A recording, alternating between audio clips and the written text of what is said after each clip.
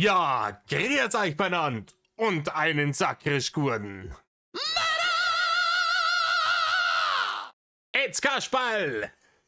Leute, aber das Thema gleich, und zwar Metal, Kasperl und der Drachenlord. Ne? Das sind die Themen an allem Verein. Ich spoilere euch heute schon mal. Ich habe euch halt ein Schmankerl mitgebracht. Das ist praktisch, das ist wie dieser unerwartete Gratis-Obstler nach dem Essen. So ein bisschen. Ein bisschen Met abseits des eigentlichen Geschehens in der etwas Met-freien Zeit. Ne? Um die Durststrecke zu überwinden, bis das große Comeback wiederkommt. Wie gesagt, es wird mich niemand davon überzeugen können, dass dieser Mann nicht irgendwann wieder versucht, im Internet sich Barne zu ergaunern. Aber wir haben uns heute jemand anderen vorgenommen. Ich bin noch unschlüssig. Ich habe nicht viel gesehen. Ihr kennt das, ich erkläre es euch jedes Mal. Ich schaue mir dann am Anfang immer Dinge an.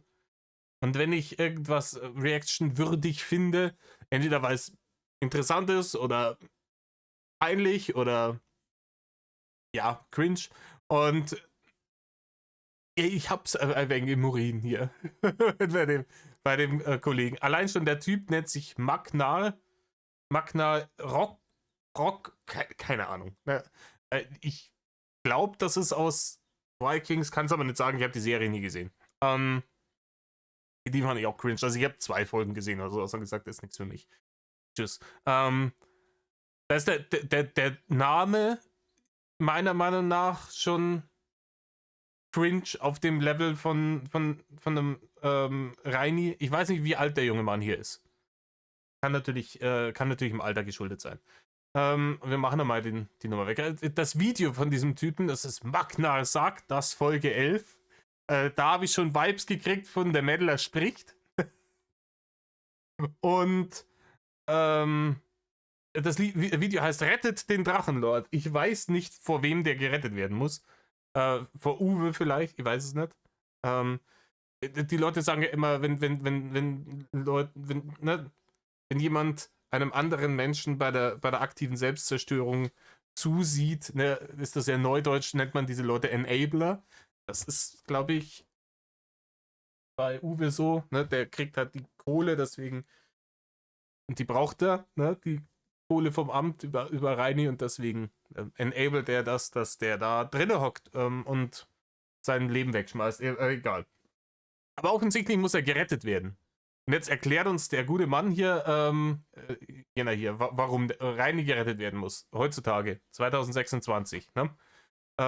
Hier. Also erstmal, keine Ahnung, das ganze Ding, es sieht aus wie ein Bandraum, offensichtlich. Der scheint eine Band zu haben.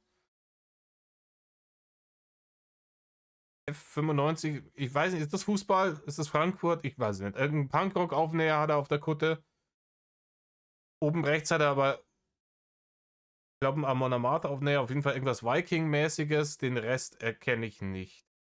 Hier ist, glaube ich, noch Metallica und unten ist Piratenflagge, Ozzy Osbourne-Mütze, alles wild durcheinander. Aber was, ne, was mir ins Auge geschossen ist, ist auf jeden Fall hier, Typ ist offensichtlich massiver Onkels-Fan. Er hat dieses Gonzo-Notenbuch und irgendwas von Kevin Russell von den Onkels. Meine Onkels waren schon immer ein bisschen polarisierend, sagen wir es mal so. Ne?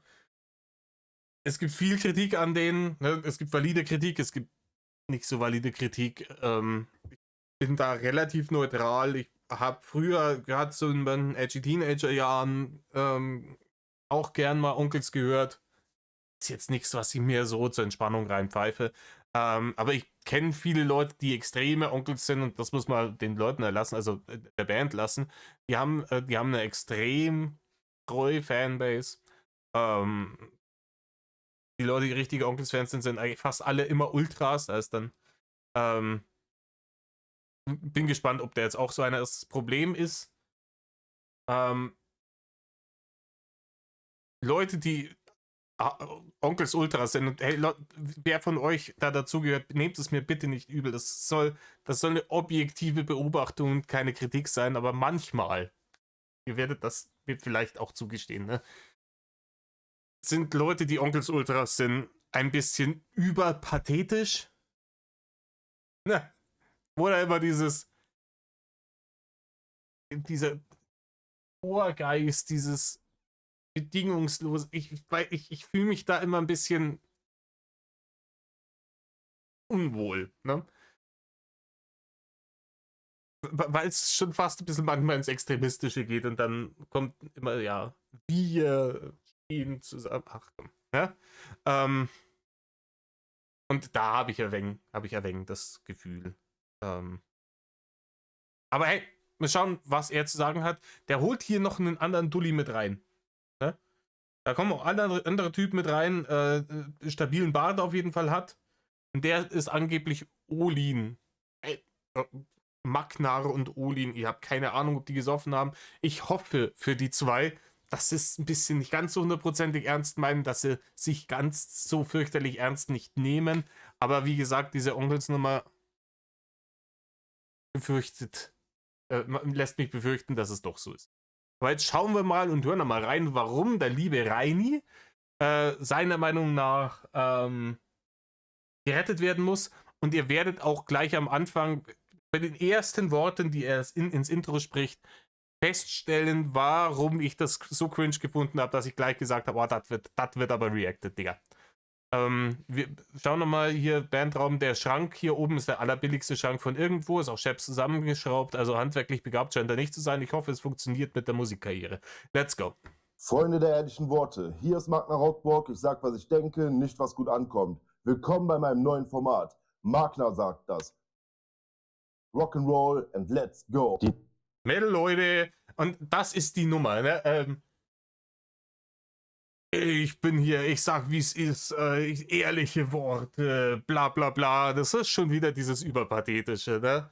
Ich sage, was ich denke, nicht was gut ankommt.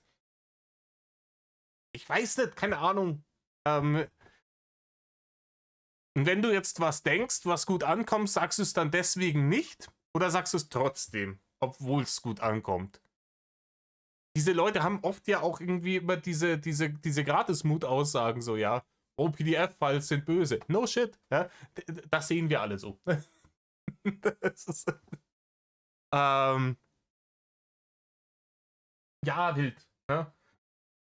Und ich kenne halt noch jemanden, der immer mit Absicht das gesagt hat, was nicht gut ankommt. Es kam nicht gut an, Digga.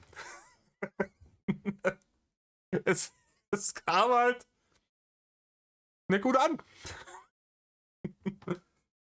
Oh, okay, nee. Komm, schauen wir mal. Willkommen bei meinem neuen Format. Magnar sagt das. Magnar sagt, ey, wenn es der Magnar sagt, dann muss das schon richtig sein. Ne? Und ich weiß nicht, keine Ahnung, welchen Namen seine liebenden Eltern ihm gegeben haben. Ich hoffe, es ist nicht Magnar.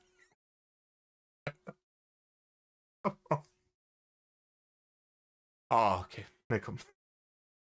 Binge. Let's go. Rock'n'Roll and let's go. Die nächsten Minuten werden sich... Alter, hier, ganz anderes Ding. Anderer Bart. Keine Haare. Die Patches auf der Kutte sind die gleichen. Metallica-Patch ist noch nicht da, glaube ich. Der Blick ist auch wieder Gold.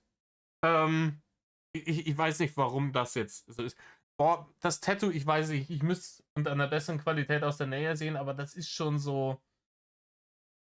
Ich weiß nicht, wer auch von euch tätowiert ist, wenn die so wenn die schon so vergrauen. Ne? Also Tattoos verlaufen ja auch ganz gern mal. Das ist normal. Aber wenn die so vergrauen, wenn die so, ne, dann sind sie halt nicht tief genug gestochen. So. Aber egal. Ne? Da will ich ihm jetzt nicht zum Ding machen. Lemmy-Shirt, stabil. Let's go. anfühlen wie ein Fiebertraum. Es fühlt sich an wie ein Fiebertraum. Soll er das sein hier links? Oh, ich frage für einen Freund, soll er das hier links sein? Doch, es ist danach angelehnt. Digga, so schaust du nicht aus. Ne? Digga, so schaust du nicht aus. Der Typ hier den deine KI da gemacht hat mit dem Raben und dem Bier und der Kudde, der sieht aus wie Chris Hemsworth, Digga. Mit Bart und Fluppe in der Fresse. Der Typ ist irgendwas zwischen 1,90 und 2 Meter groß, nicht übergewichtig. Ne? Das ist nicht er hier. Ne? Also er hier glaubt, er sieht so aus. Wie der hier links. Ne? Nicht wie der hier rechts. Der hier rechts sieht aus wie Peter Griffin. Oder wie der iranische Medienminister. Ich hab mich fast eingeschissen, als ich dieses Video gesehen habe.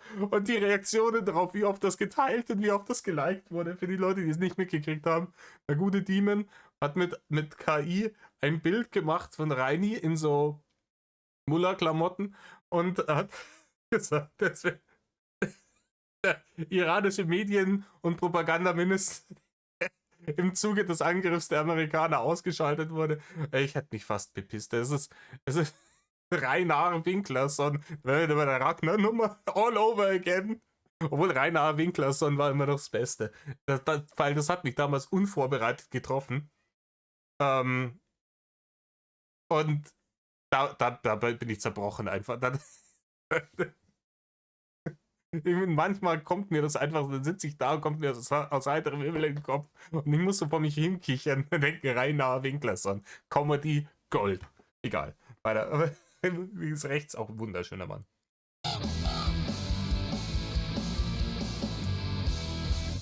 Ich habe heute einen Ehrengast, Was geht, Leute? Da bin ich wieder. meinen Neffen Olin. Und wir wissen nicht, ob wir dieses Video jemals veröffentlichen. Jedoch wollten wir es uns nicht nehmen lassen. Alter, wo ist die Warnung für Epileptiker vor deinem Video, Digga?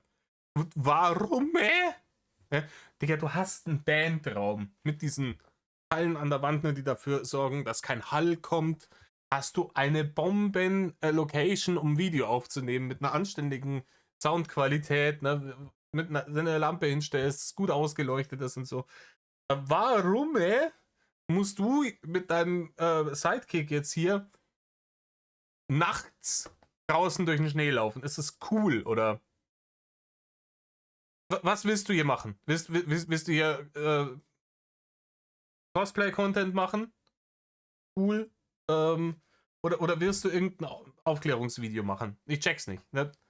Ergibt für mich keinen Sinn.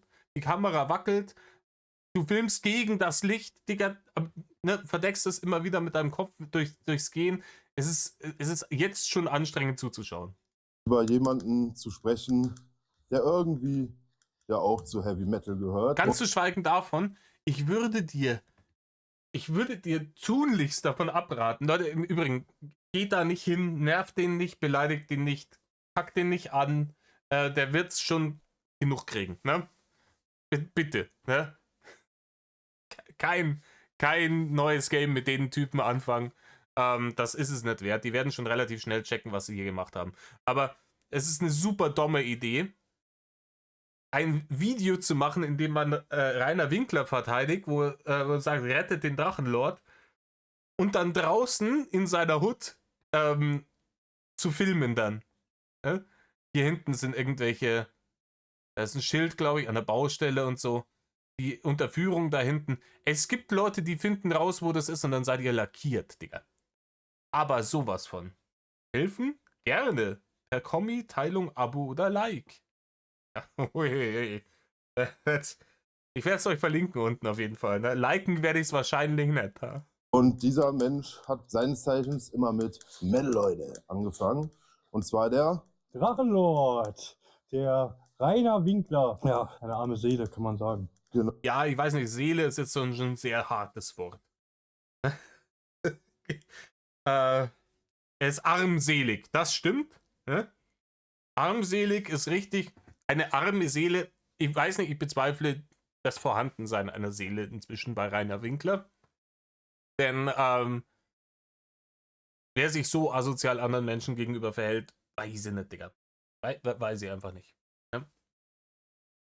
Genau, sagen wir mal, Olin, was hältst du eigentlich davon, wie mit dem Drachenlord umgesprungen wurde? Ich werde das Bild mal auf dich richten.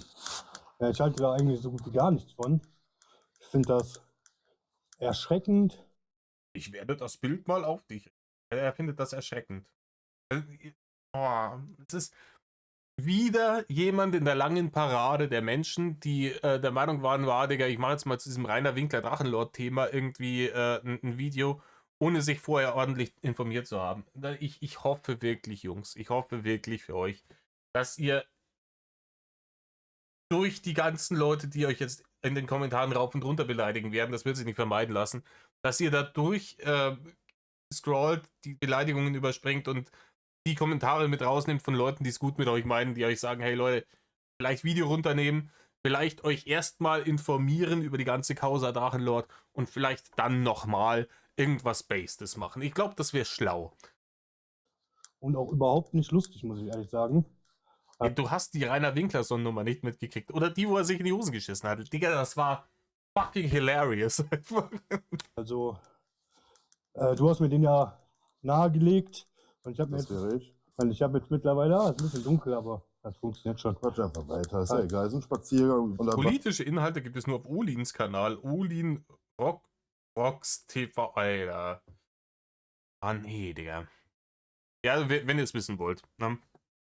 Die politische Meinung wissen wollt von dem Typen, der hier nachts irgendwie pathetisch durch den Schnee stapft, schlecht ausgeleuchtet und uns erklärt, warum Reini ein armes Mobbing-Opfer ist und was überhaupt nicht cool und lustig ist, was da mit ihm passiert ist, das dann let's go. talken wir über den Drachen. Ja, auf jeden Fall. Er informiert sich mehr über Politik als er.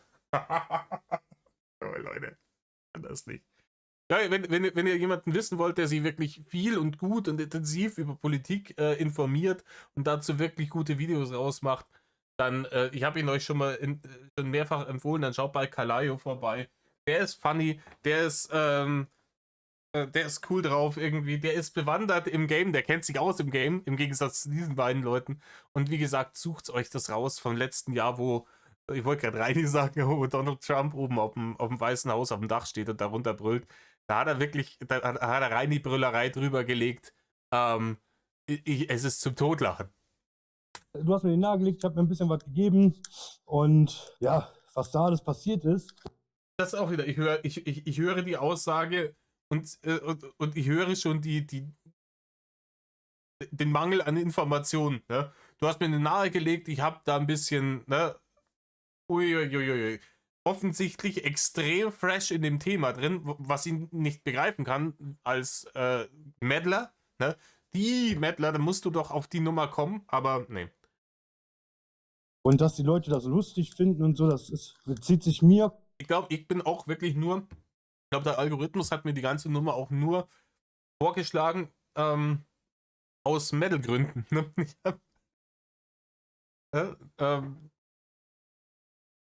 Weiß nicht, ob YouTube mir diese ganze Drachenlord-Nummer vorgeschlagen hätte irgendwann, wenn ich nicht auch hier Meddler wäre. Komplett, ja, da habe ich gar keine Empathie für. Das ist ja einfach nur ekelhaft. Also man kann ja lustig finden, wenn man... Ja, ich habe auch keine Empathie für Rainer und ich finde den auch ekelhaft, ne? Aber ja, ich weiß, ihr meint das uns gegenüber, aber... Von dem Memes macht, oder wie man das nennt. Memes oder wie immer man das nennt. Er weiß ganz genau, wie man es ausspricht. Er will es nicht aussprechen. Er links hier, schau ihn an. Ja? Er schaut ihn an, denkt sich, boah, musste das jetzt sein? Das ist ein schwaches Ding. Memes oder wie immer man das nennt, ist nicht cool. Ne? Da will einer auf Vaterlands Ultra machen, habe ich das Gefühl. Ne? Aber überhaupt, also, ne? Memes, wenn man das von dem macht oder wenn man sich über diese Schusseligkeit da aufgeilt oder wenn man den so ein bisschen auf Korn nimmt, ein bisschen trollt in Livestreams oder so, das alles, das kann ich noch verstehen, aber das ging ja viel, viel, viel weiter. Ja, das Problem ist, Digga, die Schusseligkeit und diese leicht Dullihaftigkeit, ja, dieses Image vom dicken, liebenswerten Dulli, das Rainer verbreiten und verkaufen wollte, ist halt eine Maske. Und die Leute, die sich auskennen im Game, die hassen ihn nicht, weil er dick ist, weil er dumm ist, weil er schusselig ist oder sonst irgendwas. Wir verarschen ihn dafür. Aber wir verarschen ihn nur dafür, weil wir ihn hassen, weil er ein charakterloses Dreckschwein ist, das Frauen belästigt und Vergewaltigungsfantasien ins Internet reinpimmelt. Deswegen, ne? Aus vielen anderen Gründen, ein chronischer Lügner, ein Egoist, ähm, jemand, der wirklich einfach nur für die eigene primitivste Triebbefriedigung wirklich über Leichen gehen würde. Und das ist der Kern der Nummer. Das kann man natürlich nicht wissen, wenn einem vor kurzem erst Rainer näher gelegt wurde von dem anderen Dulli, der sich auch nicht auskennt und man sich oberflächlicher mit der Scheiße befasst hat, als die braven Mädchen mit Saschkas Content. Ne? Dann weiß man das natürlich nicht. Und dann stellt man sich hier pathetisch in den Schnee und schwallt hier irgendeine uninformierte Scheiße und beschwört den Golgathaner des Kotmidas. Warte mal kurz.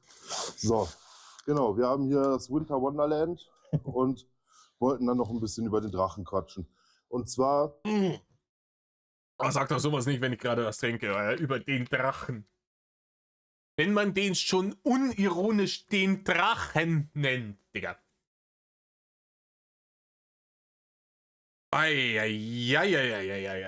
Schon im Speerlutscher-Modus.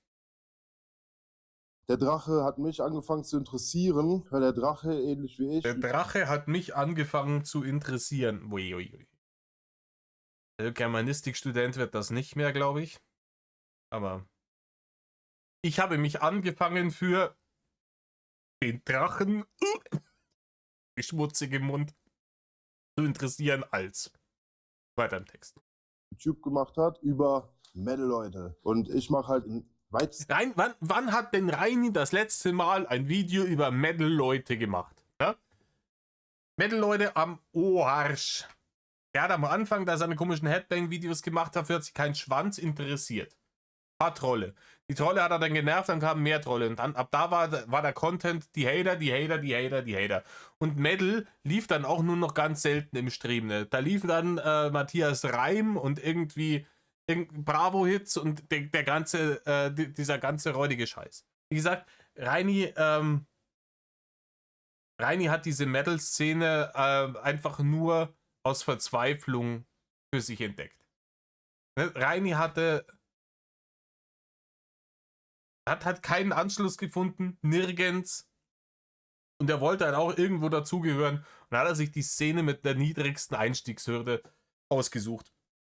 In der mehr oder weniger die einzige Regel ist, um nicht verstoßen zu werden, ist, benimm dich nicht wie ein Dirnenspruch. Ja, das war's. Wo wirklich sehr, sehr, sehr viele, sehr unterschiedliche Leute eine Heimat gefunden haben und wirklich auch miteinander diese Festivals sich treffen, wo wirklich auch reger Austausch passiert zwischen Leuten, auch die stellenweise sehr unterschiedliche politische Ansichten haben. Ich habe mich auf Festivals auch schon viel mit Leuten über Politik unterhalten und diskutiert, aber immer auf einer objektiven, klar, das war alles nichts Extremistisches, immer, weil in dem Moment, in dem du irgendwie extremistisch bist, bist du raus eigentlich aus der Situation, ja, dann musst du zurückgelassen werden. Ne? Wer einmal in diesen Extremismus abgerutscht ist, der kommt auch nur von alleine wieder raus und solange die Leute da drin sind, kannst du vergessen. Ne? Mit denen lässt sich nicht reden. Die haben dann ihre klaren Feindbilder und das war's. Ne? Bei den einen ist Grün, bei den anderen das Patriarchat. Und das Weltbild ist schön schwarz und weiß und es gibt entweder die, das sind die Bösen, oder wir, ne? Und bist du nicht für mich, dann bist du gegen mich und so weiter und so fort. Ne? Diese Absolutismen, wer denn sowas denkt, der soll sich ficken gehen. Genau. Sinne über Metal, ich mache über Rock'n'Roll, Deutschrock etc. Auch da gibt es Verknüpfungspunkte, weil der Drache mal ein Headbang-Video zu Auf gute Freunde gemacht hat und auch öfter mal gefragt wurde, was er von Onkels oder Freiwild hält. Da waren seine Antworten eher positiv in Richtung Onkels. Okay. Also wir haben hier Onkels und Freiwild-Ultras und das ist dieser Chorgeist, über den ich vorhin gesprochen habe, ne? Und anscheinend hat Reini, ich habe es nicht mitgekriegt, hat sich über Onkels und Freiwild positiv geäußert. Dann ist er einer von uns, ne? Und dann sind alle, die den nicht mögen, sind ja nicht einer von uns. und die sind dann der Feind, ne? Schwarz-Weiß-Denken, Gut und Böse, wir haben es gerade besprochen. Herzlichen Glückwunsch, you played yourself. Ne? Du hast dich in eine geistige Sackgasse gerendert, in der es nur noch Freund oder Feind gibt und ne? Wer nicht für dich ist, ist gegen dich und muss bekämpft werden. Ne? Freiwild. Dann haben wir angefangen, über den Drachen halt uns zu informieren und das ist ja Wenn er dauernd der Drache sagt. Das Reini oder sagt der Drachenlord oder sagt der Lügenlord oder, aber man kennt sich ja wieder nicht aus, ne? wirklich ein Kaninchenbau. Am Ende des Tages finde ich, dass das Drachengame um den Drachen herum komplett ausgeartet ist. Diese ganzen Natürlich ist das ausgeartet. Es ist ja wohl kein Mensch mit Bändchen gesunden Menschenverstand würde sagen, dass das nicht ausgeartet ist. Freilich ist das ausgeartet, Digga. Warum aber ist es denn ausgeartet? Liegt es daran, dass vielleicht ein reiner Winkler gesehen hat, dass er damit einen Haufen Kohle verdienen kann und deswegen immer fleißig weiter Öl ins Feuer gegossen hat, jedes Mal, wenn der Held weniger geworden ist, damit er wieder sein Thema hat, damit er wieder sagen kann, oh, hier sind schon wieder die Rütteln am Zaun, hier, Herr Müller, kommen Sie mit Blaulicht. Deswegen ist das ausgeartet. Hater scheinen auch eher kleine Kinder zu sein. Mittlerweile gibt es ja auch die Level Nuller. Das sind jetzt die wirklichen kleinen Kinder, die Mittlerweile, die Hater sind kleine Kinder und mittlerweile gibt's Level Nuller. Also Punkt also erst Level Nuller gab's schon immer. Und jeder von uns war mal einer. Ne? Ich war mal fresh im Game und ein Level Nuller, der sich nicht ausgekannt hat. Und jeder von euch, der mir hier zuhört und schon länger abonniert hat bei mir und weiß, welchen Content ich mache und im Game ist, war mal ein Level Nuller. Das hat aber nichts mit dem Alter zu tun, sondern einfach nur, wie lange habe ich mich mit der Thematik schon beschäftigt, so wie fresh bin ich im Game. Und diese Kinder, von denen er da spricht, sind halt die Tigi, die Doki, die Dullis. Und die haben halt mit Hater nichts zu tun. Ne?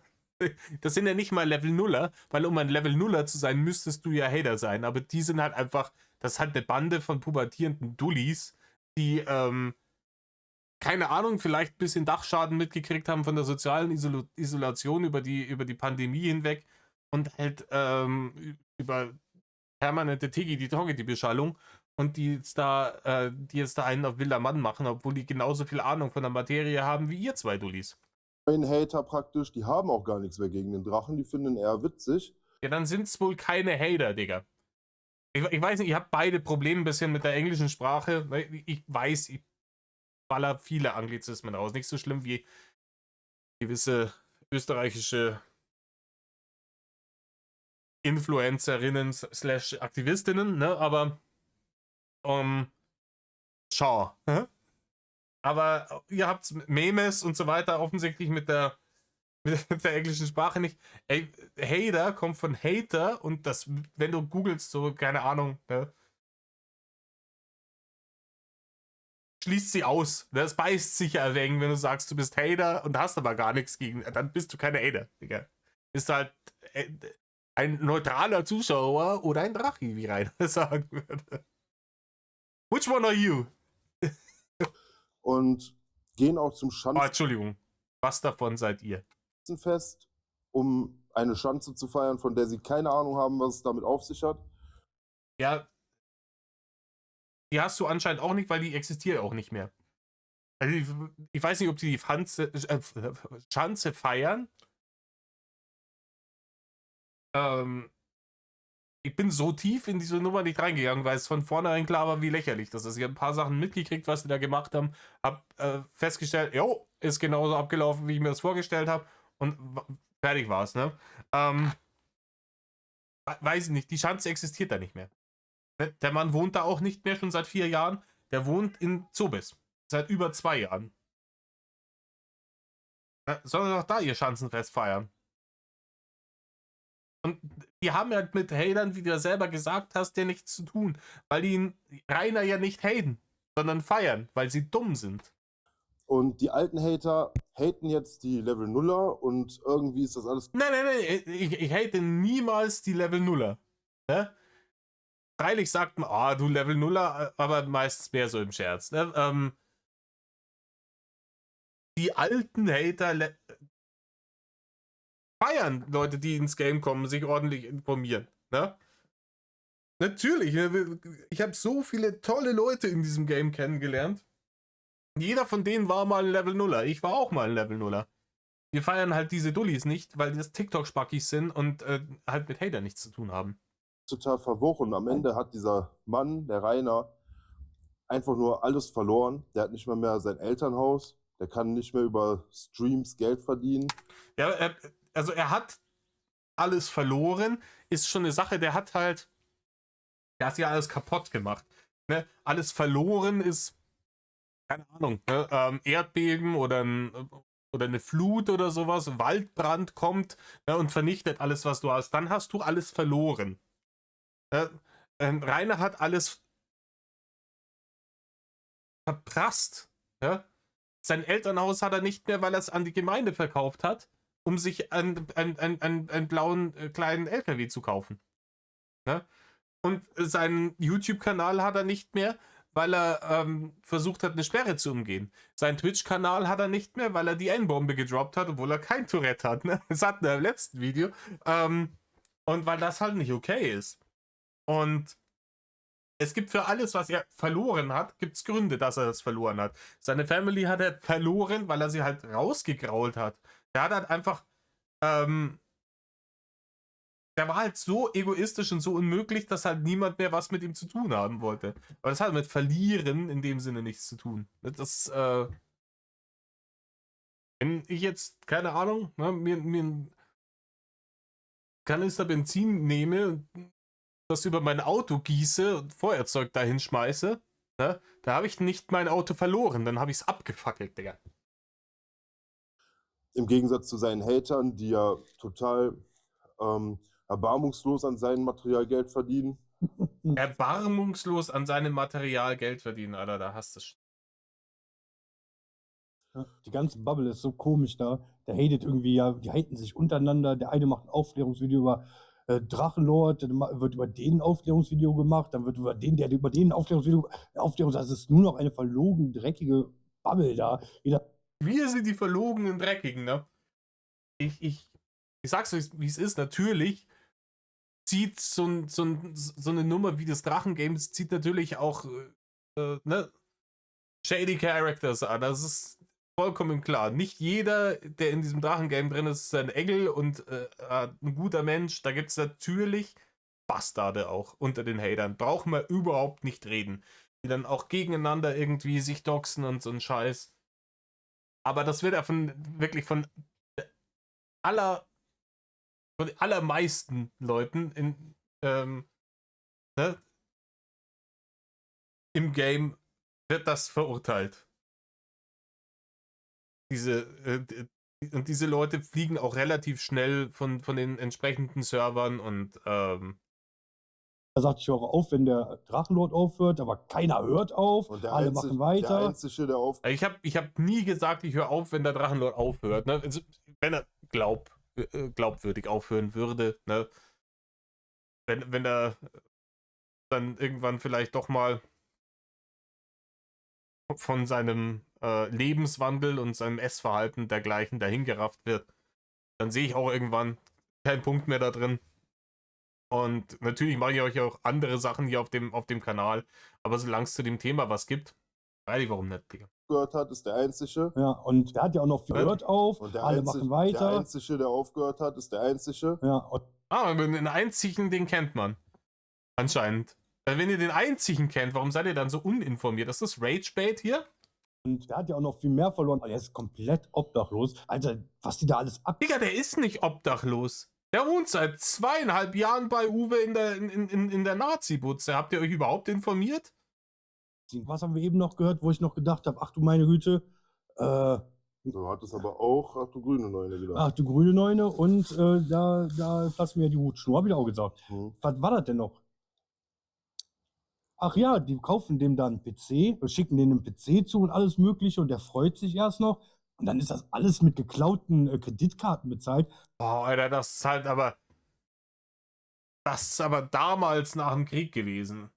Ja, da hat er nichts gehabt. die Base God Nummer jetzt wieder rauszuziehen, ist halt auch schwach. Fällt dir nichts Besseres ein? Ne? Was kommt als nächstes? Ne? Der Mittwoch? Das ist ja kein Streit mehr, also kein Streich mehr spielen oder so. Das ist ja, Alter, das ist richtig kriminelle Scheiße, die dann alles in seine Schuhe geschoben. Und der Typ ist, nein, es ist ihm nicht in die Schuhe geschoben worden. Reini ist zu Recht vollkommen straflos aus dieser Nummer rausgekommen. Der muss halt, glaube ich, den PC wieder hergeben. Und der Typ, der das gemacht hat, ist dafür in den Knast gegangen. Das ist doch alles richtig, oder? Das ist doch alles richtig gelaufen. Der Typ, der das gemacht hat, ist dafür in den Knast gekommen und der wird auch verurteilt, ich glaube, von 99,9% aller Hater auf diesem Planeten.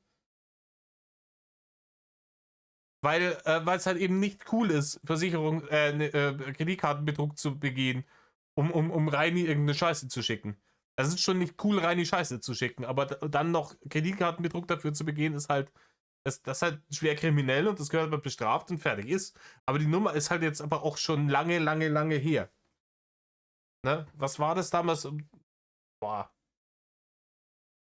Kannst ja gerne mal sagen, wie lange das her ist, aber lange genug, als dass es inzwischen eigentlich nicht mehr auf den Tisch kommen muss. Aber es ist dieselbe wir haben immer denselben Mist. Wir hatten das bei dem Video, was ich euch leider nicht zeigen konnte, ne, was gesperrt wurde.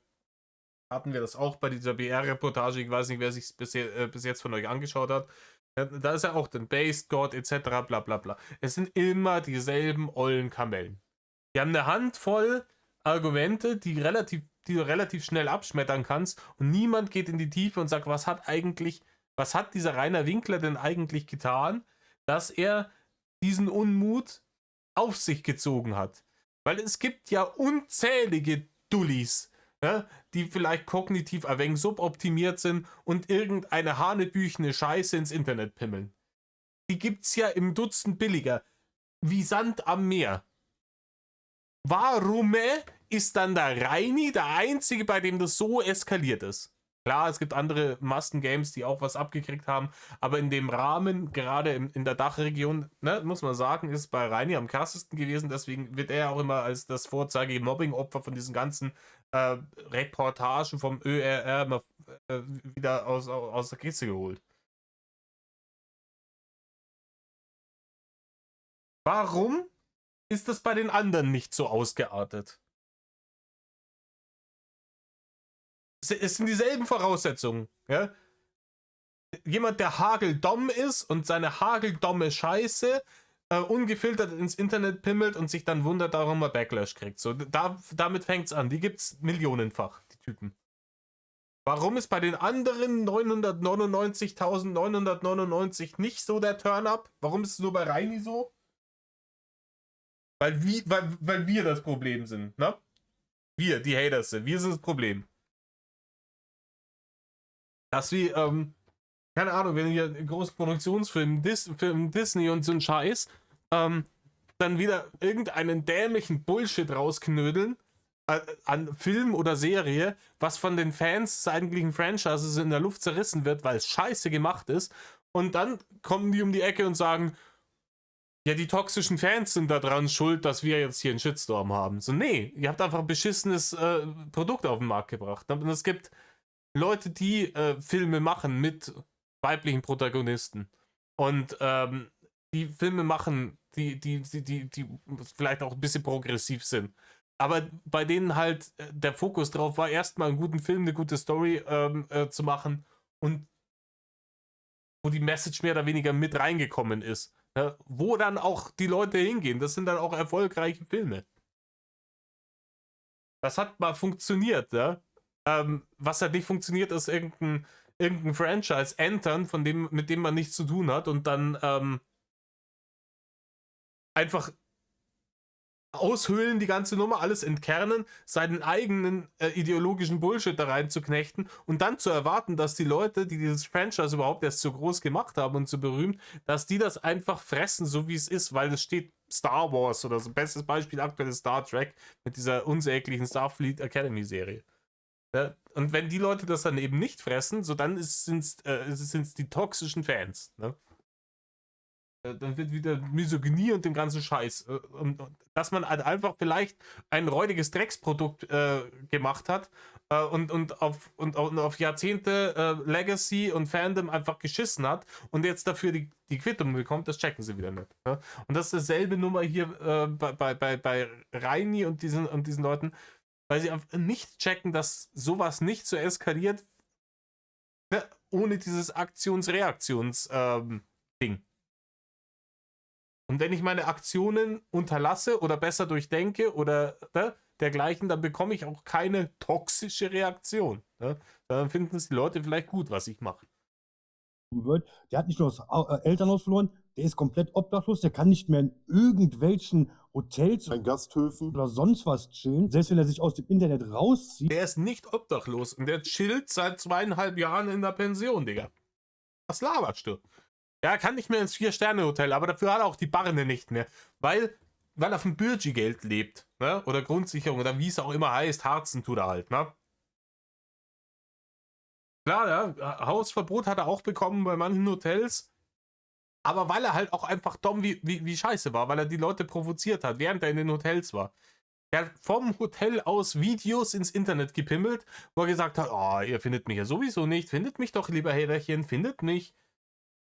Und hat dann da die Leute wieder provoziert. Natürlich haben sie ihn gefunden, natürlich hat es wieder Leute gegeben, die da Abfuck veranstaltet haben. Natürlich ist er dann wieder aus dem Hotel geflogen. Aber wenn du die Kausalkette weit genug nach hinten gehst, dann kommt doch immer wieder die Dummheit von Rainer als Grundursache für die ganze Nummer raus.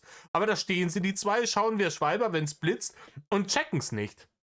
Dann stalken die den im Zug und machen ihn da noch fertig. Also, Stalken die im Zug, Alter? Man hat ihn halt getroffen im Zug. Ne? Ich weiß nicht, ob dir das bewusst ist, aber der Mann fällt ein bisschen auf, ne? Mit seinen 230 Kilo, wenn er dann in der Gegend umeinander wongelt. Stinkt wie ein überfahrenes Frettchen nach 5 Tagen in der Sonne am Straßenrand. Freilich fällt der auf. ohne Scheiß. Und diese Meinung, ja, der ist auch irgendwo selber schuld, die teile ich absolut gar nicht, weil wenn man sich die ganze Entwicklung anguckt, der war anfangs ziemlich sympathisch. Digga, du hast dir die ganze Entwicklung offensichtlich nicht angeguckt oder warst besoffen dabei, oder? Währenddessen ist zu laut Onkels gelaufen, dass du es nicht gehört hast, Digga. Ich weiß es auch nicht, wo dein Problem ist. Ihr habt doch den Einzigen vorhin angesprochen. Schaut euch doch die Videos von dem nochmal an. Schaut euch doch dann auch die Videos von Ofi an, seitdem der Einzige nimmer da ist, ne?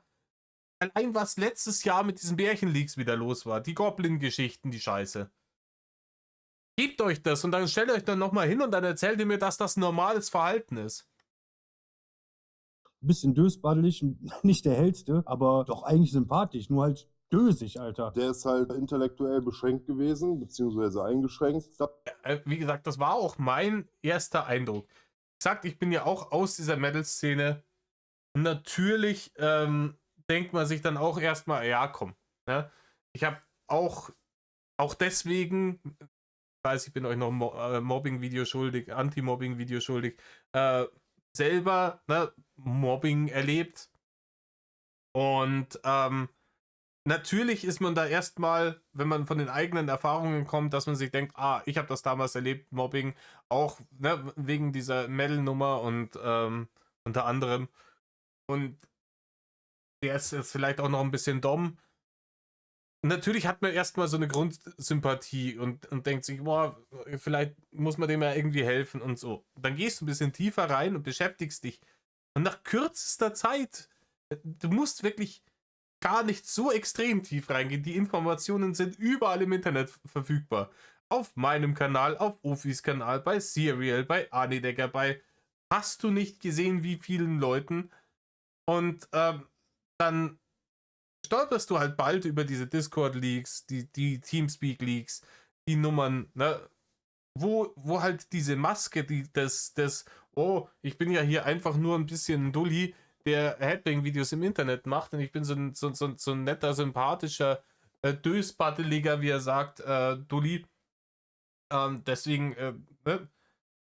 Diese Maske fällt sehr, sehr, sehr, sehr schnell und dahinter kommt zwar ein natürlich kognitiv suboptimierter, aber sehr berechnender Narzisst heraus, der wirklich für die eigene Triebbefriedigung über Leichen geht und der halt einfach neben dem, dass er ein chronischer Lügner ist, einfach generell fürchterlich widerlichen Charakter hat und andere Menschen grundlegend wie Scheiße behandelt.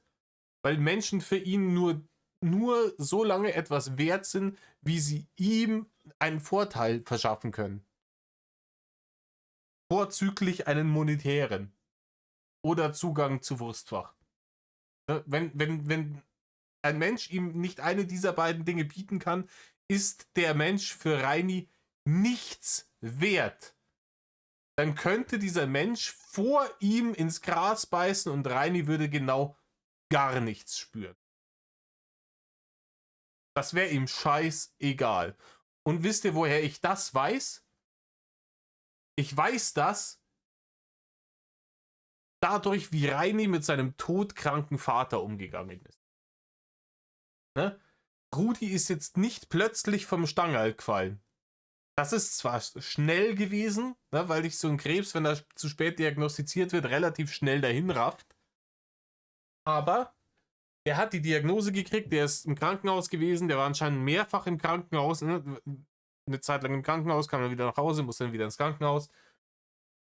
Und jemand, der auch nur den geringsten Fick auf irgendjemand anderen gibt, ne? Lässt alles stehen und liegen und verbringt so viel Zeit wie möglich im Krankenhaus bei seinem sterbenden Vater. Das hat Rainer nicht getan. Ne? Rainer ist lieber in die Dorfdisco gegangen und hat seinen Vater da elendiglich alleine verrecken lassen. Und wenn ich es nicht einmal hinkriege, Empathie für meinen eigenen sterbenden Vater zu empfinden, sondern so drauf bin, dass es mir wichtiger ist, in der Dorfdisco ein paar Bierchen in mein geistiges Ogermaul zu schütten und währenddessen irgendwelche Weiber auf die Bauklötze zu starren, dann bin ich meiner Meinung nach auch nicht in der Lage, für irgendjemand anders Empathie zu empfinden. Wenn ich in der Situation so empathielos und räudig handle, ist das für mich unvorstellbar, dass die Person irgendeine Art von Empathie für irgendjemand anderen empfinden kann. Außer für sich selbst. Er ist das arme Opfer. Das fanden die Leute dann so lustig, dass sie eine komplette Hexenjagd um den inszeniert haben. Und das auch ohne Gnade. Ja. Die Polizei hat ihm nicht geholfen. Meiner Meinung nach absolutes Staatsversagen. Weil eine Einzelperson... Oh, die Polizei macht hier einen Job nicht. Die zwei als kleine Papageien auf Reinis fetten Schultern. Das ist alles Mobbing. Ich kann ja gar nichts dafür. Die Polizei macht ihren Job nicht.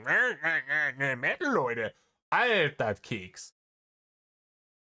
Meine Fresse, wenn ich vielleicht, ne, wenn ich keine Ahnung habe, vielleicht einfach mal einen Kopf zu machen, wäre das eine Idee. Kollektiv in der Öffentlichkeit komplett zugrunde gerichtet wurde und keine Sau sich dafür interessiert hat. Und die Leute, die sich dann dafür interessieren... Ja, es haben sich Leute dafür interessiert.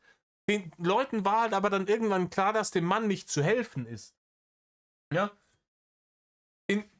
Die deutschen Gesetze haben es verhindert, dass man ihm praktisch die Mündigkeit zu einem gewissen Grad entzieht, um ihn mehr oder weniger dazu zu zwingen, aufzuhören. Ne? Das haben die deutschen Gesetze verhindert. Und dann stehst du da, wenn der Mann wirklich lachend in die Kreissäge läuft, ins eigene Verderben, sein eigenes Leben in den Gully runterschickt, solange der voll geschäftsfähig ist, kannst du daran nichts ändern. Ne? Was hätten die denn machen sollen? Hätte Herr Müller irgendwie in die Schanze reinmeddeln sollen, den Dicken an seinen Elefantenstampfern da rausziehen und irgendwo in der Ausnüchterungszelle gefangen halten für 3 Jahre, bis sich das Problem von selbst gelöst hat, oder was? Es ging, die Leute haben es ja versucht, sie haben ihm ja gesagt, Rainer, mach hier, lass das, mach das nicht. Das ganze Dorf, die Polizei, die Gemeinde, die Bürgermeisterin, Richter, Staatsanwälte, wahrscheinlich seine Verteidiger, seine Bewährungshelfer, alle haben ihm gesagt, Herr Winkler, hören Sie doch einfach auf, die Leute zu provozieren, dann hört das ganze Martyrium auf. Und Reini hat gesagt, nee, da muss ich ja richtig arbeiten gehen. Ich mache schön weiter. Und ob die Leute in meinem Umkreis darunter leiden und ob mein ganzes Leben dadurch vor die Hunde geht, ist mir scheißegal. Metal-Leute, ich mache jetzt den Stream an. So, das war das Problem. Was hätten die denn sonst machen sollen? Ja, genau. Wir ziehen jetzt hier gegen die Internet-Trolle in den Krieg als Regierung, ja, weil das so gut funktionieren wird. Mal dahingestellt, ob man den Drachen als Privatperson in Schutz nimmt oder nicht, aber die Leute, die dann meinen, okay, sprechen wir für den aus, die werden dann auch angegangen, wie dieser komische Bodybuilder. Und dann... Ja, natürlich werden die auch angegangen. Herzlichen Glückwunsch, ihr werdet es mitkriegen. Ne? Wie gesagt, Leute, kackt die nicht an. Kackt die Leute nicht an. Solltet ihr darüber gehen und euch entscheiden, den guten Jungs hier unter dem Video einen Kommentar dazulassen. Bringt es überhaupt nichts, die rauf und runter zu beleidigen. Ja, geht dahin und lasst denen vielleicht einen konstruktiven Kommentar da. Ja? Wenn es denn sein, oder gar keinen. Geht hin und sagt, hey, ich glaube, ihr habt euch da schlecht informiert. Ich glaube, ihr habt hier einen Fehler begangen mit diesem Video. Bietet eure Hilfe an. Ne? Sagt denen, was Reini so getan hat. Vielleicht kommt es ihnen dann noch. Ne? Und wenn sie es wirklich ernst meinen, wirklich gute Jungs sind, dann hören die da vielleicht drauf und dann stellen die fest, oh, wir haben hier Rainer Winkler gewhite-knightet und das war überhaupt nicht cool, ne? Das sollte man vielleicht nicht so machen.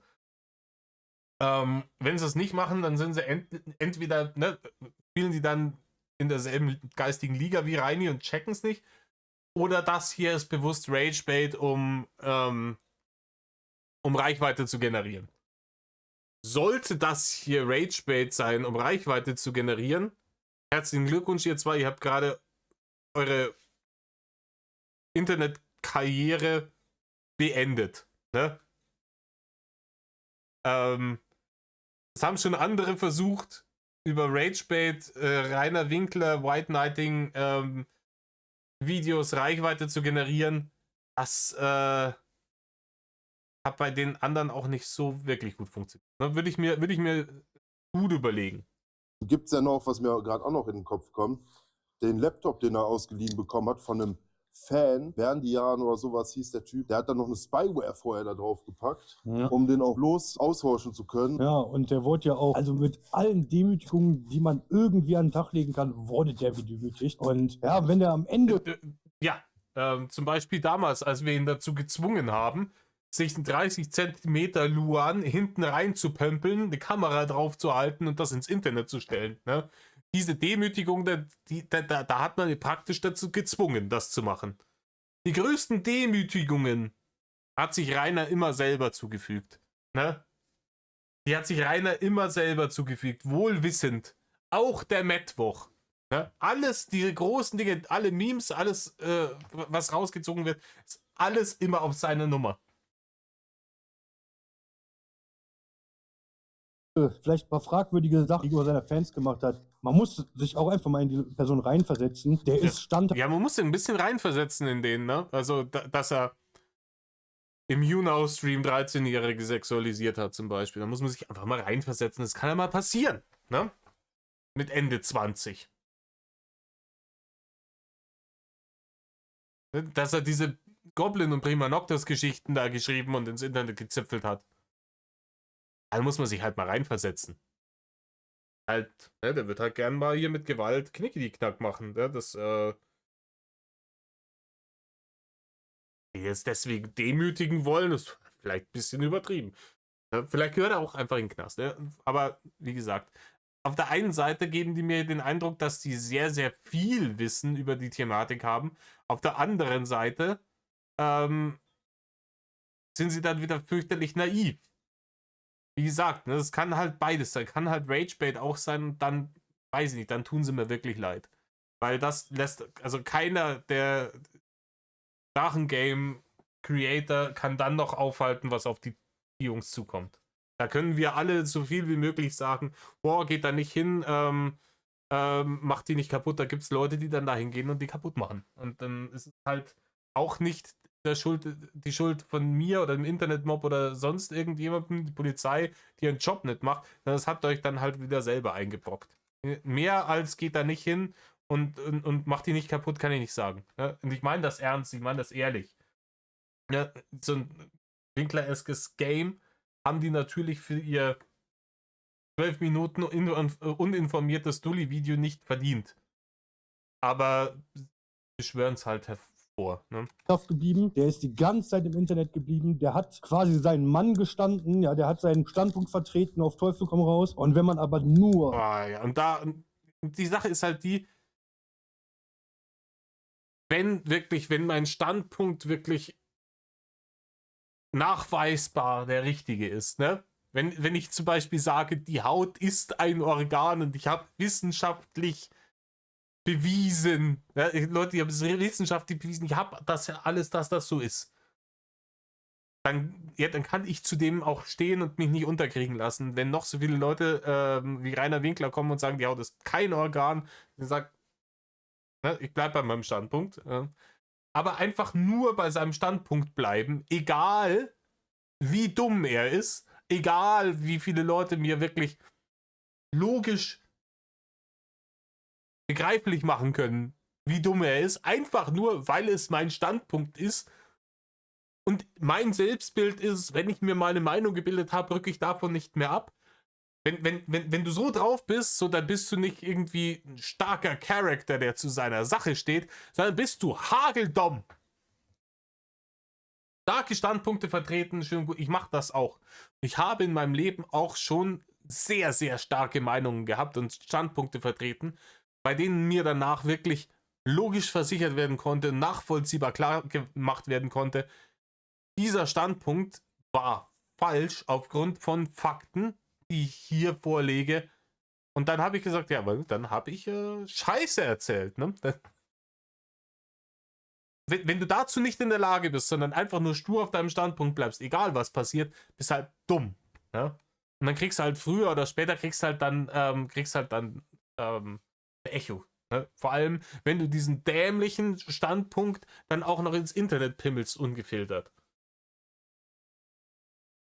Durchgehend durch Hates, dass man dann irgendwann zwischen Hate und Fan nicht mehr unterscheiden kann, dünnhäutig wird und überall. Ja, das ist das nächste Problem. Da, wenn du überhaupt keine Fans hast, sondern nur Hater, dann wird es schon wieder deutlich einfacher, zwischen Hater und Fan zu unterscheiden.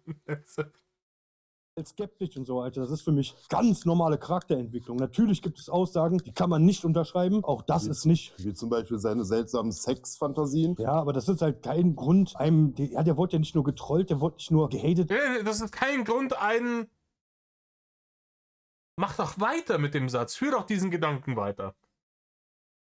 Also diese Geschichten, diese Goblin-Geschichten, wo es eigentlich immer nur um Vergenusswurzelung geht,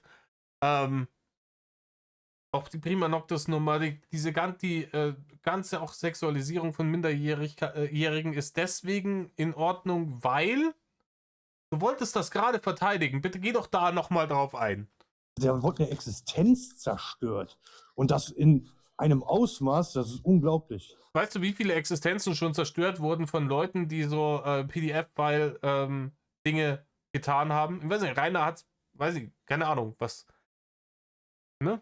Er ist deswegen nicht verurteilt worden, aber er hat diese Fantasien und die Leute, die diese Taten begangen haben, die hatten alle diese Fantasien gehabt vorher. Ja, die Fantasie kommt, bevor du sie in die Tat umsetzt. Und wie viele Leben, wie viele Existenzen sind von diesen Menschen zerstört worden, in dem Moment, in dem sie sich entschieden haben, die Fantasie reicht mir nicht mehr. Ich muss das jetzt in die Tat umsetzen. Wie viele junge Seelen sind unwiderruflich zerstört worden von solchen Leuten? Danach hat es immer wieder geheißen, hat man keiner gewusst. Ne? Hat man nicht wissen können. Ne? Der hat das ja nur über Jahre lang ins Internet geschrieben, sodass er da drauf steht. Engelchen und so weiter. Ne? Ihr kennt euch aus. Also das bisher konnte ich es irgendwie noch lustig finden, ne? Aber das jetzt zu defenden, ist halt drüber. Jeder, der irgendwie einen moralischen Kompass hat, der muss sich eigentlich spätestens jetzt oder schon spätestens vor 1, 2 Jahren auf die Seite von ihm stellen, egal ob. Okay. Wenn du einen moralischen Kompass hast, dann musst du dich auf die Seite von jemandem stellen, der PDF-File Genusswurzelungsgeschichten ins Internet stellt. Den moralischen Kompass, den will ich sehen, Digga. Den moralischen Kompass. Wo der hin, also nach Norden zeigt der nicht, Digga. So, kurze Entschuldigung, meine Freunde, ich war kurz weg. Einer von den Katzen hat kübeln müssen, das musste kurz weggemacht werden. Dementsprechend sind wir jetzt hier wieder drin. Ich konnte mich ein bisschen auch beruhigen. Politische Inhalte gibt es auf seinen Standpunkt vertritt. Olins Kanal. Ne? Welchen Standpunkt der hat, wissen wir jetzt inzwischen. Weiß nicht, ob man sich die jetzt noch unbedingt geben muss, diese politischen Inhalte, weil er offensichtlich ja der Meinung ist, dass du diese Dinge, die da Rainer gemacht hat, ich habe es vorhin jetzt gerade aufgezählt, ich sag's jetzt nicht nochmal, ne? Dass das in Ordnung ist. Einfach, Alter, weil der Schutz verdient, weil der Hilfe verdient. Und nicht nur, weil er es verdient, weil er sie braucht. Das ist noch viel nötiger. Das ist noch viel wichtiger. Er braucht sie. Ja, und Reini hat so oft Hilfe angeboten bekommen von allen möglichen Seiten, auch aus Haterkreisen, tatsächlich sogar. Ne? Die Leute, die ihm gesagt haben, Reini, lass dir doch helfen, die es gut mit ihm gemeint haben. Die Leute hassen ihn heute am allermeisten. Er wollte keine Hilfe. Hilfe hätte für Rainer geheißen, komm hierher und stell dich den Kuchenkindern entgegen, die am Zaun rütteln.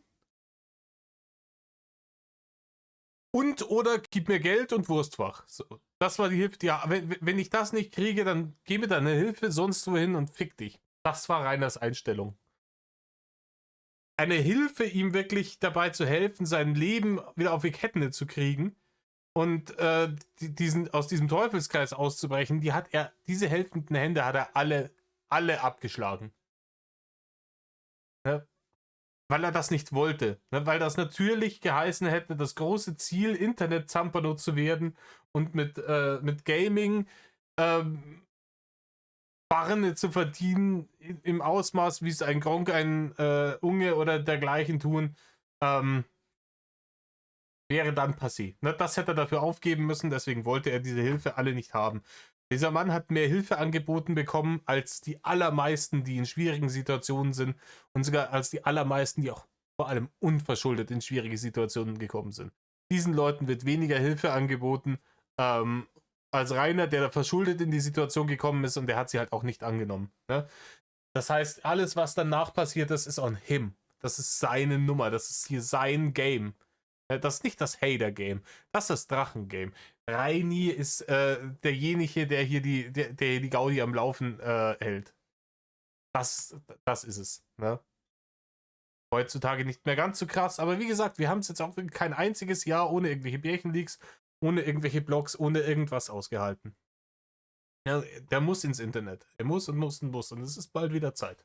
Scheinbar ist er in seiner Entwicklung auch sehr beeinträchtigt worden durch diese ganze Scheiße. Dass er irgendwann wahrscheinlich. Ja, wir sind nicht schuld, dass der Hageldom geworden ist. Wir können uns viele Schuhe anziehen, aber diese Nummer nicht. Der Mann ist nicht in seiner Entwicklung beeinträchtigt worden. Der ist mit Anfang 20 auf YouTube aufgeschlagen. Ja? Wir sind jetzt auch nicht schuld, dass der Mitte 30 und immer noch ungebomst ist. Daran sind wir alles nicht schuld. Seine Entwicklung war gehemmt, weil keine Eltern selber nicht sonderlich schlau. Ich meine, das, was wir über Rilla mitgekriegt haben. Ne? Und dann halt wirklich einfach dumm geboren, nichts dazugelernt. Das Hater-Game, das hat Jahre nach Abschluss dieser Entwicklung begonnen. Dass der ein bisschen dumm ist, dafür sind wir definitiv nicht verantwortlich. Durchgedreht ist, was weiß ich, Psychosen entwickelt hat. Auf jeden Fall ist das nicht alleine seine Schuld. Dass er dann halt komisch wurde, liegt meiner Meinung nach. Nein, der wurde nicht komisch, der war schon immer so. Ne, man hat es auch gesehen auf diesen Rudi-Tapes. Das einzige Interessante, dass er da damals hier seine komischen, ne? Ihr wisst schon, was Kreuze mit den Wäscheklippels da gemacht hat mit seiner Schwester und seinen Freunden. Aber der war schon immer so. Auch dieser sympathische Dulli, den er da am Anfang gespielt hat, der da Headbang-Videos gemacht hat, auch der war schon war schon der Rainer von heute. Er hat es halt nur noch besser verborgen. Inzwischen gibt er sich halt auch einfach die Mühe, nicht mehr die Maske aufzusetzen. Da auf der Hand, er wird auch oft traumatisiert worden sein. Ich meine, diese Sache hier mit Dorian, dem Übermenschen, der dann mit diesem Erdbärchen da diesen Heirat... Da habe ich es gesagt, die Erdbärchen-Story kommt auch noch.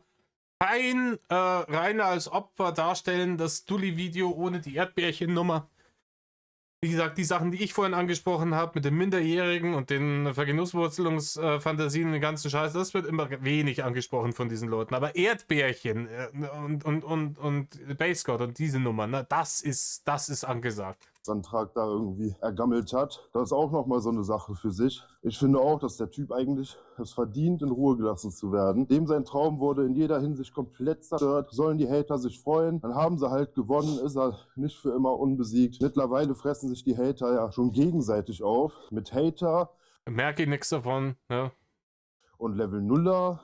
Und du bist kein richtiger Hater. Und der Hater hält sich nicht an die Hater-Regel, die eigentlich auch gar nicht hätte formuliert werden dürfen. Mit Geld verdienen oder nicht Geld verdienen, da ist ja auch der einzige Kanal, der wirklich konsequent dann gesagt hat, nee, ab hier ist jetzt Cut, der macht nichts mehr, ich lasse ihn jetzt in Ruhe. Ja, und auch das wäre so Aussagen wie vom... Ne, es kam halt aber auch nichts mehr. Der Einzige hat aber gesagt, er hat er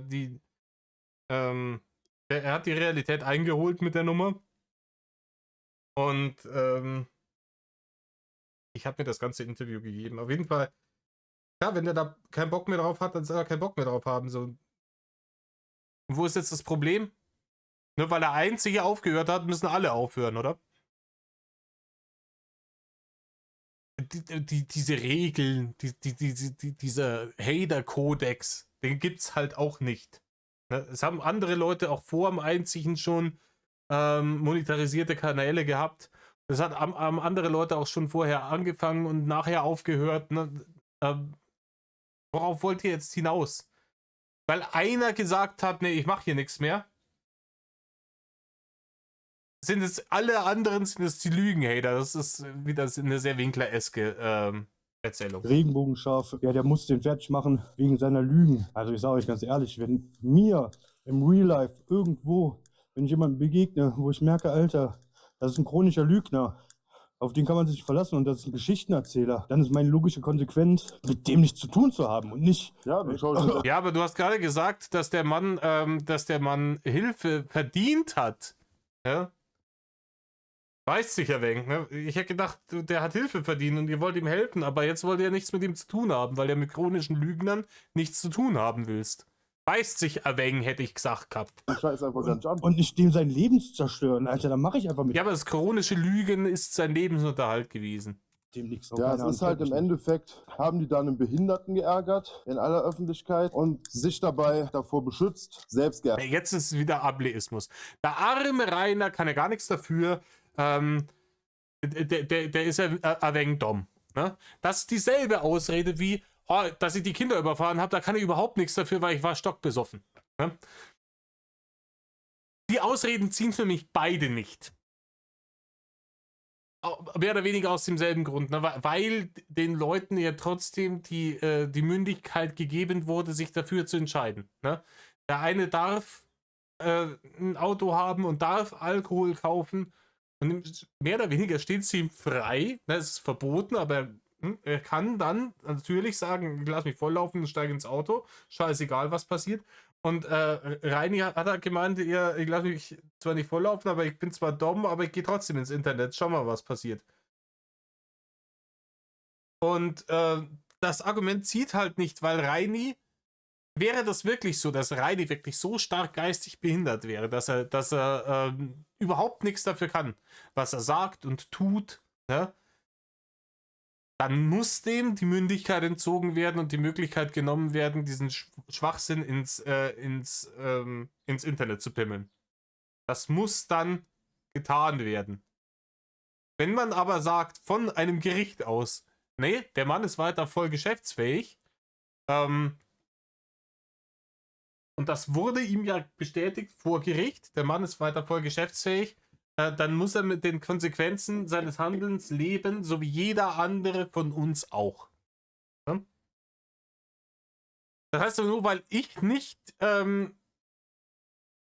ein alter 58er bin wie ein Rainer Winkler, nur deswegen darf man mich dann, wenn ich was im Internet mache oder wenn ich Straftaten begehe, darf man mich dann zur Rechenschaft ziehen dafür, für genau dieselben Dinge, weil ich eben nicht ein dumm bin.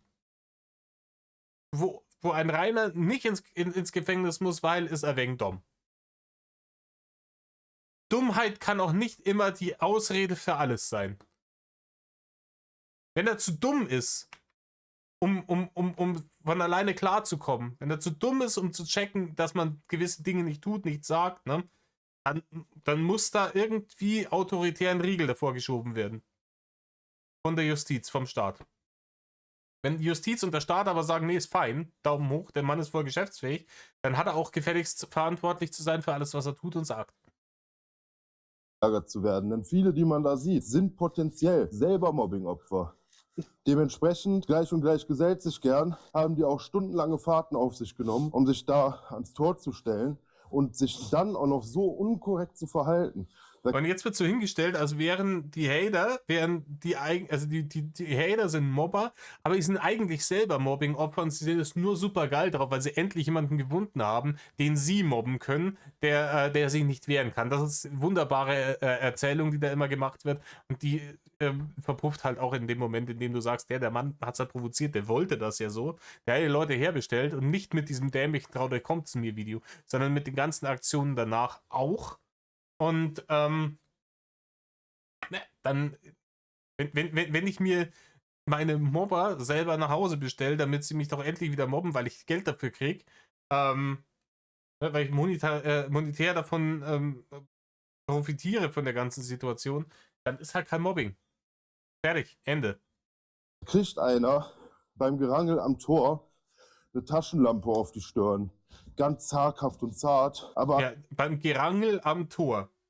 Also es ist jetzt nicht am Tor gerangelt worden, sondern Rainer hat halt durch den Zaun, durch das Tor, mit einer schweren Metalltaschenlampe dem Typen an die Rübe geballert. Ja, ganz ehrlich, ich werde nicht mal der Vorsitzende vom Max Fanclub von damals, ne, der Taschenlampendulli, der ist kognitiv von Rainer nicht sonderlich weit entfernt. Sagen wir mal, wenn Rainer verletzungsbedingt ausscheidet, dann holt man den von der Bank. Im Kampf der Intelligenz-Titanen. Aber nur weil weil der Max selber ein dumm ist und sich da aufgeführt hat wie ein Stall voll Affen, heißt das nicht, dass Reini das Recht gibt, ihm eine Taschenlampe auf die Rübe zu knallen. Fertig. Ende. Der einzige Grund, warum das vor Gericht dann in der Berufungsverhandlung abgeschmettert wurde, ist, dass der Typ entweder vorher schon so dämlich war oder dass Rainer ihn behindert geschlagen hat. Dass der tatsächlich die Dreistigkeit hatte, zu diesem Berufungsverfahren aufzuschlagen, stockbesoffen und sich danach noch weiter volllaufen zu lassen und dann noch hier unter Gewalteinwendung von der Polizei der Lokalität verwiesen werden musste. Anstatt das wie man zu nehmen, zeigt er den dann noch wegen schwerer Körperverletzung an, in der Hoffnung, dass der in den Knast geht. Das Festival findet da vom Gerichtsgebäude statt später, wo die alle hoffen, dass er in den Knast kommt. Wofür? Weil der dumme Hund sich dösig geäußert hat im Internet. Von Anfangs war er wirklich sympathisch. Ja, keine Ahnung, wie gesagt, hier die Maximilian-Aktion, warum der da war, weiß ich auch nicht, keine Ahnung. Aber Reini hat es verdient, in den Knast zu gehen. Reini hat so viele Sachen geleistet, dass er halt einfach, das geht halt nicht. Ne? Und er hat nie Konsequenzen gekriegt, deswegen hat er immer weitergemacht. Hätte man dem einfach nur seine 50 Abonnenten gelassen. Der wäre ja komplett glücklich damit gewesen. Ja. Nein, wäre er nicht. Ne? Reini war mit seinen 50 Abonnenten eben nicht komplett glücklich. Reini wollte nämlich nicht der 50 Abonnenten-Dulli mit Headbang-Videos sein. Wisst ihr, woher ich das weiß? Weil er das schon war. Das hat er schon erreicht. Er hätte einfach nur weiter Headbang-Videos machen müssen und seine 50 Abonnenten behalten und diese ganze Hater-Sache ignorieren. Trollkommentare ignorieren, nicht irgendwie den Hate zu seinem Hauptcontent machen. Er hatte das doch schon. Ja? Und als er seine 50 Abonnenten hatte und seine Headbang-Videos gemacht hat, da gab es 3, 4 Trolle, die ihn da regelmäßig ein bisschen genervt haben, aber das ist normal. Und wenn er damit zufrieden gewesen wäre, dann hätte er das bis heute noch haben können. Dann hätte keiner von uns jemals was von ihm gehört. Reini wäre damit eben nicht zufrieden gewesen. Reini war damit nicht zufrieden. Reini wollte der nächste Gronk sein. Und auf diesem Altar hat er alles geopfert. Das war ihm scheißegal. Der war komplett von der Gesellschaft abgetrennt. Der hatte niemanden und hat seinen Anschluss. Ja, der war von der Gesellschaft abgetrennt, weil er sich von der Gesellschaft abgetrennt hat. Weil die Gesellschaft ihm gesagt hat, Reini ist keine gute Idee. Reini, du bist hageldumm, du hast keinerlei Talente, du bist nicht unterhaltsam, die Leute werden sich nur über dich lustig machen, hör auf mit der Scheiße hier im Internet. Im Internet, er hat einfach gesucht und ohne Witz, der hat mit seinem Anschluss mit 50 Leuten, der war sowas von zufrieden. Ah, ja. Hätte man den so in Ruhe gelassen, der wäre glücklich geworden. Nein, wäre er nicht. Er war nämlich zu dem Zeitpunkt, wo er seine 50 Abonnenten hatte, bereits arbeitslos, du Dulli. Ja? Und er hätte auch, wenn dir so ein Hof gehört, wird es dann auch irgendwann schwierig beim Jobcenter. Ne? Der hätte dann dadurch, weil er auf Krampf nicht arbeiten gehen wollte, konnte auch nicht, ne, weil er zu dumm für alles war und jeder ihn nach Hause geschickt hat nach 5 Minuten, weil er gemerkt hat, mit dem kann nichts anfangen, hätte der das Haus noch viel früher verloren, wenn er die Nummer nicht gemacht hätte. Der wäre damit nicht zufrieden gewesen. Das alles kam. Na gut, da konnte er erstmal nichts für. Nein, er kann überhaupt nichts für. Wenn ich die Leute im Internet beleidige, die mich da trollen und mich aufführe, wie ne, der allergrößte Held und dann mit dieser Arroganz dann um die Ecke kommen, so viel Scheiße labern, natürlich, ne? Und da kann er gar nichts dafür. Und Reini hat zum damaligen Zeitpunkt, wo er in seinem greiseligen roten Weihnachtspullover oder was es da war, sich hingestellt hat, schon gesagt, hier, schüre den Hass der Hater. Ja, dann gibt es mehr Aufmerksamkeit. Mehr Aufmerksamkeit bedeutet mehr Hater, dann kannst du den Hass weiterschüren, gibt es wieder mehr Aufmerksamkeit und dann und damit baust du dir dann eine riesen Reichweite auf. Das war sein Plan, das hat er so in seinem eigenen Video gesagt und auf YouTube hochgeladen. Zum Thema, der war mit 50 Abonnenten und seine Headbang-Videos zufrieden. Am Arsch. Auch wenn er manchmal sagt, so, ja, okay, ich habe die auch ein bisschen selber angeheizt, die Hater und so. Was aber strategisch gar nicht mal so dumm ist. Ja.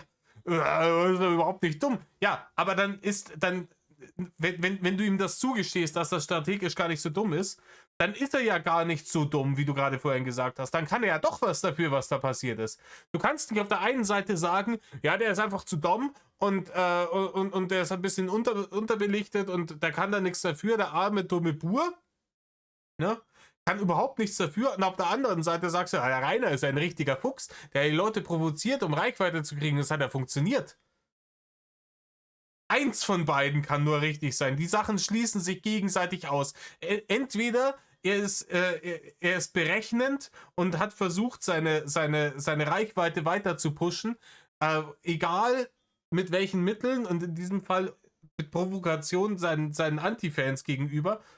Oder er ist der arme Dulli, der mit seinen 50 Abonnenten und seinen Headbang-Videos zufrieden gewesen wäre, hätte man ihn nur in Ruhe gelassen. Nur eins davon kann stimmen. Meiner Meinung nach sind das aber auch Worte, die ihm ins Maul gelegt wurden. Ja, Naja. bei dem Wetter. Komm, wir haten ihn. Nee, aber jetzt Spaß beiseite. Ich habe jetzt erstmal gerade alles gesagt. Was wurde ihm ins Maul gelegt? Ich habe bei dem Video keinen gesehen, der hinter ihm mit der Waffe gestanden ist und gesagt hat, Rainer, lies jetzt vor. Das war hier nicht so ein islamischer Staat Entführungsopfer, wo die da stehen und vorlesen, ne? Während im Hintergrund einer auf Arabisch schreit. Das war hier nicht eine Geiselsituation. Hat keiner dazu gezwungen, den Mann. Vielleicht fällt uns dann noch was dazu ein. Ach, eigentlich haben wir nicht alles gesagt. Also, wir tun uns doch nicht. Ja, aber ich habe in dem Fall alles dazu gesagt, dass mir der Arm abbricht. Wir haben uns auf jeden Fall noch nicht lange damit beschäftigt, aber Ja, das offensichtlich. Aber komischerweise kennt ihr schon relativ viele tiefe Details, aber trotzdem redet ihr so, als hättet ihr euch wirklich noch nicht lange damit beschäftigt. Das heißt, kann schon sein, dass das Ragebait hier ist. Und dann wird das einen massiven Code-Meter-Shitstorm geben. sehr intensiv. Und es ist ja unglaublich, wie viele Stunden wir jetzt schon verbracht haben.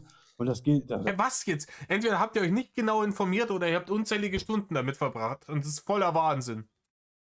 Also die widersprechen sich auf Winkler-eskem Niveau, die zwei.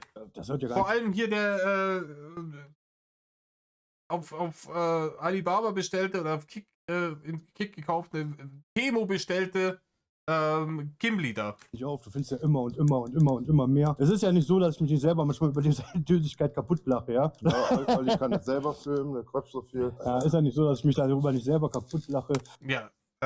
Das heißt also, du ballerst dir Hater-Content und du lachst dich drüber kaputt und dann stellst du dich hier rein und erzählst die Leute, die diesen Content gemacht haben, wo ich mich kaputt drüber gelacht habe, dass sie als Verbrecher und dem Dicken muss geholfen werden. Genau.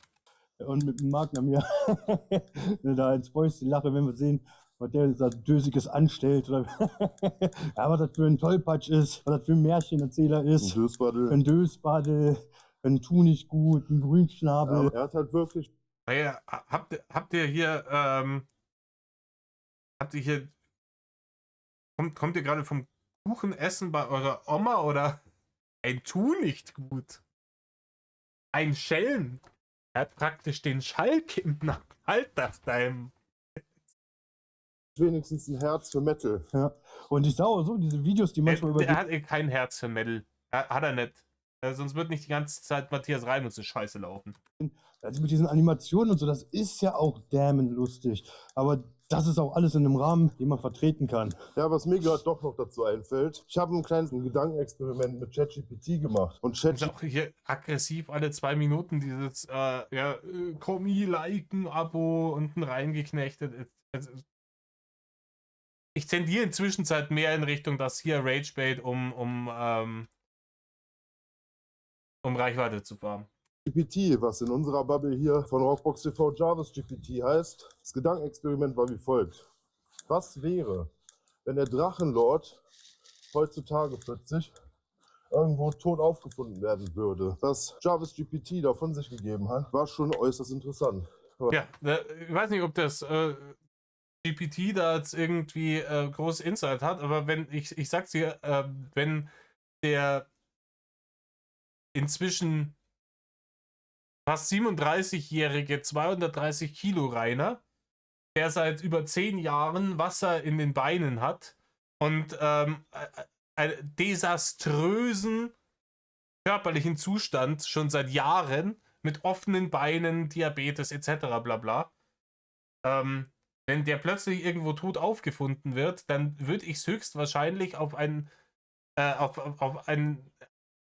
mit Adipositas zusammenhängenden gesundheitlichen Zustand zurückführen. Und wenn eure KI was anderes sagt, dann hat die sich genauso gut darüber informiert wie ihr. Ne? Welche Lebenserwartung so Leute, die 250 Kilo haben, normalerweise zu erwarten haben. Die haben nämlich die Angewohnheit, mit Mitte, Ende 30, spätestens Anfang Mitte 40, ganz spontan zu versterben.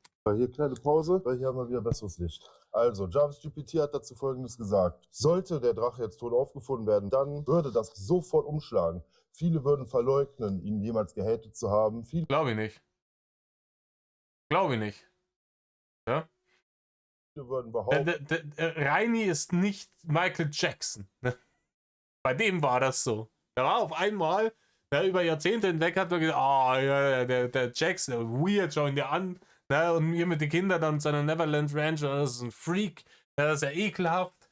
Und als er gestorben ist, dann sind dann alle gekommen, eine Ikone, der King of Pop. Ja, ich weiß nicht, wer es mitgekriegt hat damals von euch, irgendwie über Monate hinweg sind jeder dritte Song spätestens in jedem Radio war von Michael Jackson. Aber Reini ist halt nicht Michael Jackson, ja, Reini ist halt Reini. Und wenn Uwe jetzt irgendwann seinen aufgequollenen Körper dann da irgendwie auf der Matratze sieht, den Shrimp noch zwischen den Fingerspitzen des Daumens und des Zeigefingers eingeklemmt, ne? Dass er während der versuchten Selbstbefleckung in der Herzkasperl dahingerafft hat, ne? Dann ist das genauso wie die ganze Scheiße vorher auch wieder auf Reinis Verantwortung. Dass sie ihn ja eigentlich unterstützt hätten und würden sich heimlich aus dem Game zurückziehen und sonst was. Würde komplett kaputt gehen, er wäre kein Meme mehr, er wäre eine tragische Figur, die in der Öffentlichkeit auch halt. Der ist deswegen nicht tragischer oder sonst irgendwas. Ne? Ich werde nicht nur, weil ich hasse das sowieso. Ich würde nicht nur, weil, klar, ich wünsche Rainer den Tod nicht, versteht's mir nicht falsch, aber sollte der jetzt dann irgendwann mal eintreten, werde ich mich nicht hinstellen und sagen, ja, es ist ein super trauriger Tag. Wie gesagt, feiern werde ich es auch nicht, aber diese heuchlerische Scheiße, die habt ihr von mir nicht zu erwarten. Ne? Ich werde nicht den Volkstrauertag ausrufen, wenn Rainer Winkler stirbt. Und ich werde auch nicht verleugnen, den jemals gehatet zu haben. Solche instrumentalisiert werden würde. Am Ende hätte der Drache tatsächlich doch gewonnen, weil dann hätte er wirklich Fans, die ihm Zuspruch äußern. Hast du dir mal zugehört, was das für eine dumme Scheiße ist, die du gerade gelabert hast? Wenn er jetzt stirbt und dann theoretisch zum Internet-Märtyrer wird, dann hat er gewonnen. Und was hat er dann davon, wenn er tot ist, sogar wenn das so eintreten würde? Bist du auf den Kopf gefallen? Und gegen die Hater wären, weil er wahrscheinlich auch in Studien an Universitäten als Präzedenzfall genutzt werden würde. Das war jetzt das, was ich noch dazu beitragen wollte. Ja, Olli kann die Abschlussmoderation halten. Ich habe keine Lust mehr. In Liebe, euer Magner Rockbrock. Das waren die Rockbrocks. Und Die Rockbox, Alter. Jetzt hier schon nach Breckerlhursten Ohr, ey. wir wollten einfach mal unseren Senf dazu geben. Ja, das habt ihr jetzt reichlich getan, ne? Das war auf jeden Fall, weiß nicht, wir haben ich glaube, den Senf mit Scheiße verwechselt, aber. Also wir haben jetzt schon tagelang darüber gesprochen, also privat unter uns, und haben überlegt, machen wir das, reden wir da. Ja, und dann habt ihr die Winkler-eske Entscheidung getroffen. Ne? Da habt ihr gedacht, was würde Rainer machen? Und anstatt genau das Gegenteil zu tun, weil Rainer würde sich dann da hinstellen und hier so ein pathetisches Video draußen im Schnee machen, wo ein Haufen uninformierte Scheiß vom Stapel lässt, um sich den Unmut des halben Internets auf sich zu ziehen. Das hätte Rainer auch gemacht. Aber der Trick ist, sich immer zu fragen, was würde Rainer machen und dann das Gegenteil davon zu tun und vielleicht einfach sein dummes Maul halten. Darüber reden wir darüber nicht, Pro- und Kontralisten, also Listen gab es nicht, aber jetzt mal einfach das visualisiert gesagt. Und im Endeffekt sind wir zu dem Entschluss gekommen, seit wann vertreten wir unsere Meinung nicht, egal wie es ankommt oder nicht. Besonders bei Magner sagt das. Und ja. Besonders das heißt berühmt für seine Integrität, dieses. Deswegen nehmen wir es auf. Vielleicht kommt es raus, vielleicht kommt es nicht raus. Ist auf jeden Fall Material, was wir in der Hinterhand haben. Und wenn ihr das jetzt seht, dann ist es augenscheinlich rausgekommen. Ach ja, augenscheinlich. Ja, und ganz nebenbei. Aktuell, Januar 2026, lebt Rainer Winkler, der Drachenlord, noch. Das heißt, Es ist Januar 2026, hochgeladen haben die das vor 7 Tagen. Die haben sich das jetzt mindestens, also wenn es Ende Januar ist, also es mindestens einen Monat überlegt, die Nummer, mindestens. Ja? Und dann haben sie sich gesagt, komm. Ja, vielleicht hat man geschaut, ob man vielleicht doch ohne Ragebait, ohne Rainer noch irgendwie Abos kriegt. Dann hat man festgestellt, ja, keine Ahnung, der Content, den man jetzt hat, ist wahrscheinlich nicht sonderlich qualitativ hochwertiger als das, was Reini selber gemacht hat. Dann bleibt uns nichts anderes. Dann machen wir jetzt halt diese Drachenlord Ragebait-Nummer. Das ist meine Theorie. sollte irgendwas passieren. Wir haben zu seinen Lebzeiten wenigstens für Gerechtigkeit gekämpft. Ja, ihr habt für Gerechtigkeit gekämpft. Einwandfrei. Ja. Erklärt das mal irgendwie dem kleinen Mädchen, das da neben dem gewohnt hat, ne? Dass ihr die Krieger für Gerechtigkeit seid, Digga. Ja, das war's. 1,5 Stunden hat das jetzt gedauert. Auf 12 Minuten, geil. Leute, wie immer ein besonderes Dankeschön für die paar Wahnsinnigen, die sich das jetzt 1,5 Stunden mit mir gegeben haben. Wie gesagt, verhaltet euch anständig. Wenn ihr das Bedürfnis verspürt, darüber zu gehen und den Leuten einen Kommentar dazulassen, dann macht es konstruktiv. Vielleicht sind die ja noch zu retten, dass man denen sagt, hey, ihr habt euch da nicht informiert. Und macht das einmal und ignoriert die dann danach. Ne? Kein Riesen-Hate, keine Pizzas, kein Ding, bitte nicht. Ja, weil jede Pizza, die denen zugeschickt wird, bestätigt so ihren Punkt. Ne? Und das wollen wir nicht. Und in diesem Sinne, tut nicht, was Reini tut nicht, was die zwei Typen tun. Wenn ihr irgendjemanden white knighten wollt im Internet, informiert euch davor wirklich über den Sachverhalt und Battle off.